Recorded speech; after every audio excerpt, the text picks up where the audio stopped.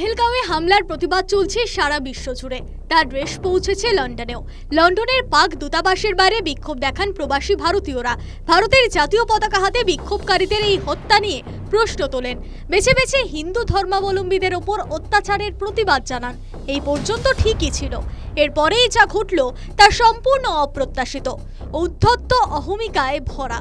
পাকিস্তানের এক সেনা আধিকারিক, সূত্রের খবর তিনি কর্নেল তাইমুর রাহাত, পাকিস্তান দূতাবাসের উপদেষ্টা, তিনি ইঙ্গিত করেন বিক্ষোভকারীদের গলা কেটে নেওয়ার।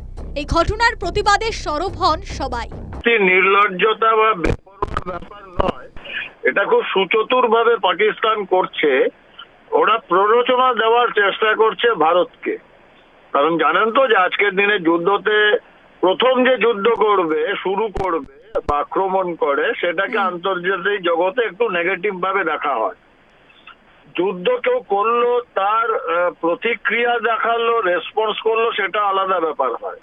সুতরাং ওরা ভারতকে প্রভোগ করেই যাচ্ছে যাতে ভারত যুদ্ধে লিপ্ত হয়। সেটা ভারত ওদের হতে দেবে না, কারণ ভারত আজ পর্যন্ত কোথাও নিজে থেকে যুদ্ধ করেনি। ভারত রেসপন্স করেছে এবং ওরা জানে যে ভারতের রেসপন্স কি হবে। সেজন্য এটা ওরা ক্রমাগত চেষ্টা করে যাচ্ছে ভারত সরকারকে প্ররোচনা দেওয়ার। লন্ডনের দূতাবাসে যেভাবে বিকৃত করে ছবি ইঙ্গিত করেছেন ভারতীয়দের উদ্দেশ্যে, এটা প্রথমত খুবই অশোভনীয় এবং আনপার্লিয়ামেন্টারি এবং আন্তর্জাতিক নিয়ম বা আন্তর্জাতিক আইন অনুযায়ী এটা কিন্তু তার সঙ্গে সামঞ্জস্যপূর্ণ একেবারেই নয়।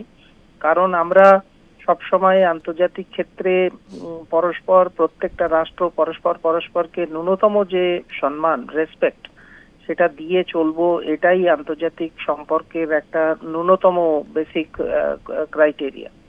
তো সেই রকম জায়গায় থেকে আজকে যখন প্রবাসী ভারতীয়রা তারা বিক্ষোভ দেখাচ্ছিল এবং তাদের আন্দোলন মত প্রকাশ করতে যাচ্ছিল, সেই সময়ে যেভাবে বিকৃত করে ছবিটা দেখানো হয়েছে, এটা প্রমাণ করে কতটা একটা হলো স্টেট। বিশ্বজুড়ে কোণঠাসা পাকিস্তান, এর মধ্যে এই ঘটনা আরো কোণঠাসা করবে পাকিস্তানকে, এরকম মনে করছেন বিশেষজ্ঞরা। তাহলে কি হতাশারই বহিঃপ্রকাশ সেনা উপদেষ্টার এই আচরণ? উঠছে প্রশ্ন।